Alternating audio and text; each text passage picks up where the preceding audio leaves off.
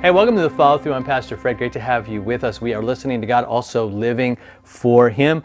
We are continuing this Grace is Greater series.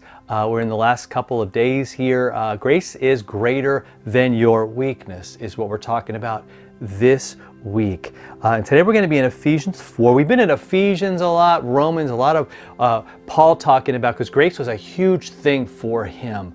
Just a massive, massive truth. It's a game changer to know that that God would love you even though you don't deserve it, right? Even though you deserve to be written off by Him.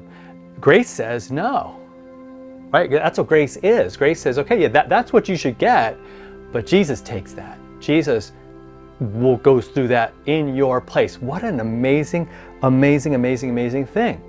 And it really does change our lives. And here's one of the things that changes, and I want to talk about this today. Like, when do you lose patience with the people that you love and the people in your life? It's certainly not when you're looking to love them, is it?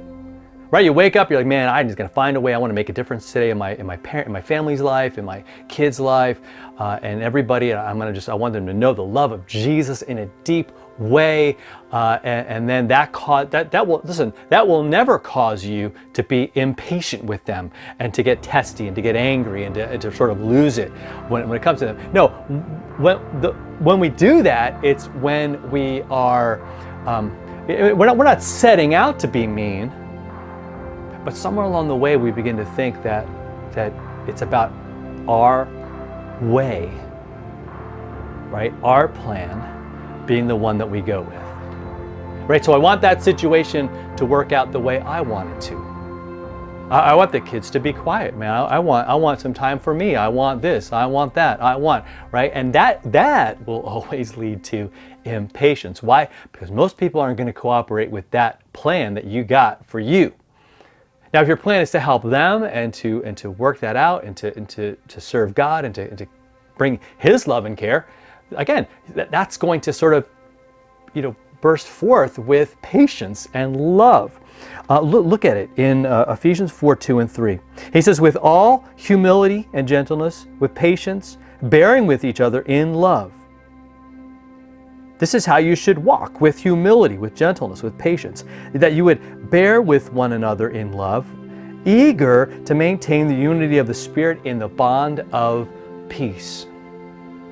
So it changes really our goals for life. So it's not, listen to this, here's the shift. The shift is from me and my way to us and how God is going to bless us and how we're going to serve God.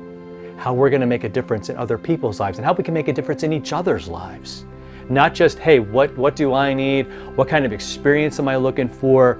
Right? How I want this to go. This is the opposite. This is saying, look, I want unity.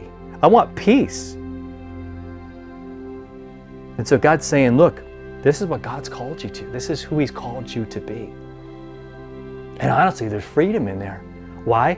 Because if everybody's doing that, if everybody lives out this passage in the church, right, or in a family, you're going to have a whole bunch of people just with a goal of loving each other, of saying, okay, how can we live a life that God is calling us to live? How can we do what God is calling us to do and be who God's calling us to be? And everyone's going to be like, yeah. Now, again, it's not going to be perfect. But boy, what we would see if that was reality for us.